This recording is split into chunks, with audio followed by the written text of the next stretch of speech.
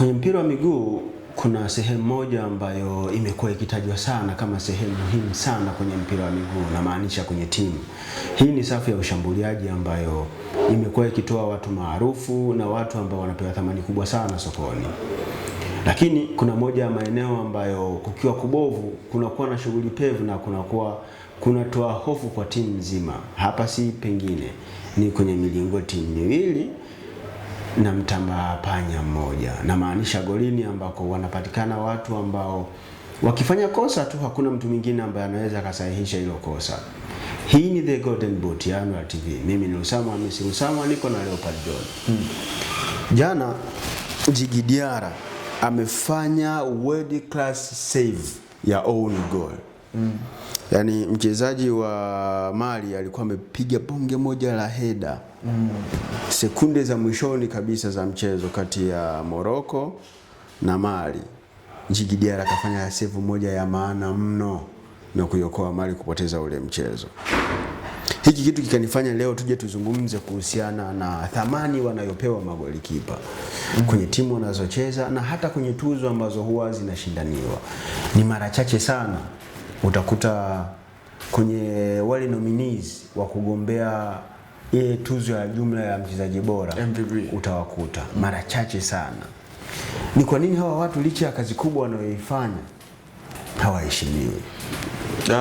Issue kubwa sio kwamba kuheshimiwa, issue kubwa ni nafasi ambayo wanacheza. Inaonekana kwamba sio nafasi ambayo inaweza ikaipa timu matokeo ama timu ikapata matokeo mazuri kutokana na ubora wao, lakini ni nafasi nyeti ambayo kama timu ikiwa iko vizuri katika hilo eneo, timu itakuwa inapata balance katika maeneo yote. Kwamba ameshawahi kuzungumza na watu wengi, amekuwa anazungumza kauli hii kwamba safu bora ya ulinzi itakufanya wewe kuweza kushinda mataji, lakini safu bora ya ushambuliaji itakufanya wewe kuweza kushinda mechi tu. Kwa hiyo ukimtazama magolikipa wao wapo katika safu ya ulinzi na wao pia wanalinda timu isiweze kuruhusu. Kwa kile ambacho amekifanya jana Djigui Diarra, na watu wengi wameweza kuchukulia kama very simple, lakini kuna kitu ambacho wameendelea kukionyesha. Najua sio tu barani Afrika, hata ulimwenguni nafasi ya goalkeeping imekuwa ni nafasi adimu.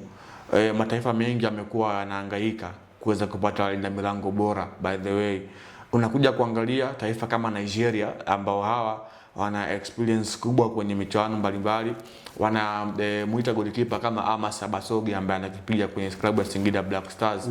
Wanakuja kuangalia kwamba wamekosa magolikipa ambao wanaweza wakacheza kwenye timu yao ambao wanatoka nje. Lakini pia hawezi kupata majibu. The way hata kwa Ghana kabla hajampata Ati Zigi walikuwa wanahangaika na golikipa ambaye alikuwa anakipiga kwenye klabu ya Orlando Pirates. So unakuja kutizama eneo la goalkeeping limekuwa ni eneo ambalo hata kuwapata au walinda milango ambao ni bora imekuwa ni ngumu. Awe ajaribu kuangalia wale magolikipa ambao wamekuwa ni bora kwenye hilo eneo, ndio wamekuwa wanaanza muda mrefu katika vikosi mbalimbali vya timu ya taifa. Unakuja kuangalia leo Senegal, Edouard Mendy lazima utamzungumza golini. Morocco, Yassine Bounou utamzungumza golini. South Africa, Ronald Williams utamzungumza golini. Nigeria, Charles Nabali utamzungumza golini.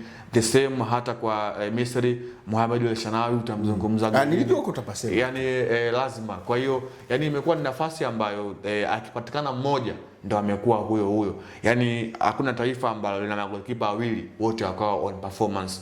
Kwa hiyo ni eneo nyeti ambalo yani upatikanaji wa bidhaa nzuri sokoni imekuwa ni ngumu. Ndio maana unakuja kuangalia Mali walikuwa wana mlinda lango wao alikuwa anaitwa Ibrahim Omonkolo. Alikuwa anakipiga kwenye klabu ya TP Mazembe nchini Kongo. Goalkeeper akapata injuries, ndio njia ya Diarra kuweza kuingia kwenye kikosi cha kwanza cha timu ya taifa ya Mali ikaanzia hapo.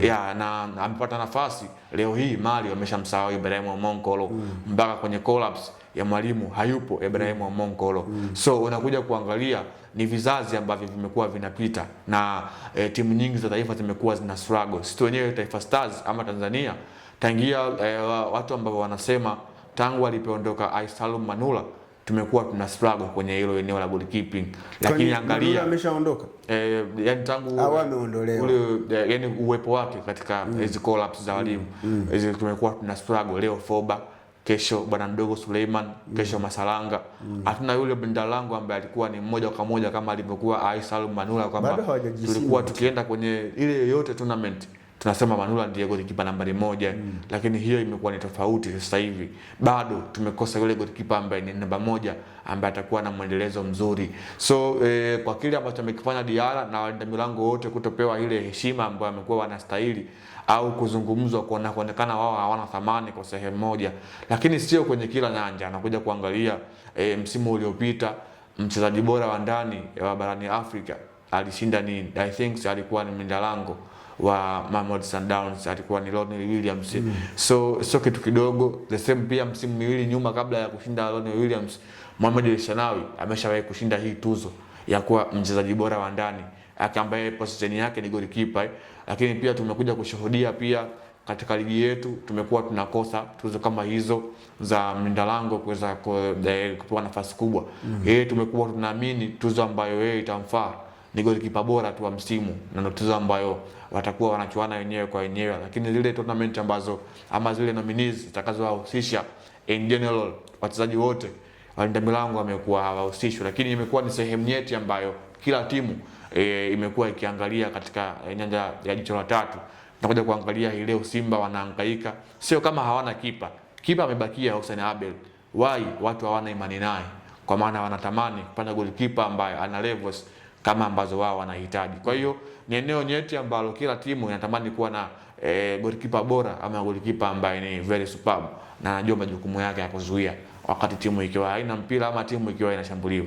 Ni kitu gani sasa wanapaswa kufanya magolikipa au mawakala aidha mameneja wa magolikipa ili kuwapandisha thamani wachezaji wao, kwa sababu wanafanya kazi kubwa? Kwa mfano Djigui Diarra jana ameipa Mali sare. Yaani ile sare ilikuwa imeondoka. Na hiyo ndio sifa ya magolikipa bora ulimwenguni. Lakini Djigui Diarra aliipa Yanga alama 1 dhidi ya Mbeya City. Ile sare ilikuwa imeondoka. Hata pia na JS Kabylie. Kwa hiyo yes, dhidi ya JS Kabylie ameipa sare Yanga. Lakini tukija Stamani wa Yanga anatajwa mtu mwingine kabisa. Anatajwa Pako Mzuzu. Ni kitu gani sasa watu wanaowasimamia hawa magolikipa wa timu zote wanapaswa kukifanya? Kwa sababu mimi niwe mkweli, siridhishwi na the way ambavyo wanavyokuwa treated kulingana na kile ambacho wanachokuwa wanakifanya, kwa sababu yeye ndio binadamu peke yake. Akishafanya kosa hakuna wa kulisahihisha. Pako Mzuzwa anaweza kufanya kosa likaja kusahihishwa na Djigui Diarra. Lakini Djigui Diarra akishafanya kosa hakuna atakayekuja kulisahisha hilo chuma. Kwa nini hawapewi heshima hii? Ni kitu gani sasa mameneja, maagent wanapaswa kuvifanya walau kuwapa thamani wachezaji wao? Na ni nini yani shirikisho kupitia zile kamati zinazoandaa tuzo, ni kitu gani wanapaswa kukifanya ili kuwapa heshima wanaostahili hawa watu? Kwanza Waswahili wameshawahi kusema kwamba kizuri chajiuza, chajificha, and then kibaya chajitembeza. Mbona unaanza kutafsiri, unaleta kinyume? Wanasema kizuri kinajiuza, kibaya kinajitembeza. Kibaya chajiuza. Kiswahili ni kizuri kinajiuza, kibaya kinajitembeza. Sasa ukiitafsiri hapo unaona kote bado kuna shida. Sasa uko kwenye Kiswahili kwa sababu au mwanangu wewe mtaalamu wa Kiswahili. Kwanza kabla magolikipa hawajatafutiwa thamani yao wenyewe, wao wenyewe ndio ambao wanaweka hiyo thamani yao. Wameshaiweka. Si Djigui Diarra anafanya hivi vitu. Yaani on performance kila mtu anakuwa anaamini, hata kama wakiwa watu hawakuzungumzi. Lakini wewe fanya tu ili mradi. Yaani hata kama wewe watu wasipokusifia, ila fanya katika nafasi yako. Ndio kama hivi anafanya. Sasa yani yeye kuzungumzwa au kutokuzungumzwa kwa Djigui Diarra, hiyo itakuwa namba 2, lakini watu wanajua mchango wake. Diarra kafanya saves kama ulivyozungumza, ambayo jamaa sio alikosea nini. Yaani sio alitaka apige back pass ya kichwa, lakini Diarra alikuwa yuko mbali, kwa akafanya kumtupa, yani akafanya kudive Djigui Diarra kuweza kuisave. So yani ni eneo ambalo kama nilivyozungumza awali ni eneo nyeti katika timu yoyote ambayo inahitaji kupata mafanikio. Kitu kikubwa ambacho tunatakiwa kukifanya ni kuweza yani watu wenyewe pia watambue thamani na mchango wa walinda milango katika timu na kwamba wao pia wanastahili. Nimeshuhudia msimu huu katika tuzo baadhi ya walinda milango wamekuwa wanapewa tuzo za man of the match. Kwa hiyo nakuja kuona kabisa kwamba watu wameanza kufahamu kwamba nao pia ni sehemu ya kuchangia ama nao pia wana thamani. Hata pia kwenye mchezo wa jana tumeona Misri na Afrika Kusini, Mohamed El Shenawi amepewa tuzo ya goalkeeper ya man of the match.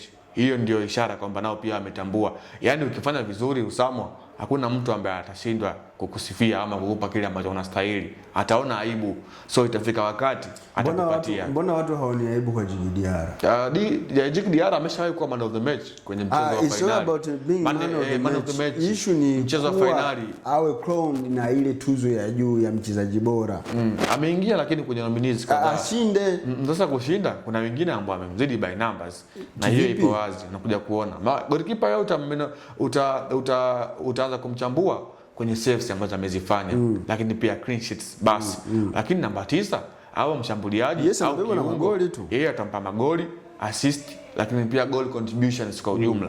Lakini pia timu yake imefanikiwa vipi? So unakuja kuangalia amekutana na watu ambao walikuwa wanamzidi kwa sehemu moja ama nyingine. Ni wazi kwa mfano Djigui Diarra angekuwa kwenye kinyang'anyiro cha msimu uliopita, and then kuna mtu kama Fiston Mayele ambaye alikuwa ni top scorer wa ligi ya mabingwa barani Afrika, timu yake ya Pyramids imetoa ubingwa, wanafikiri angetoboa by numbers.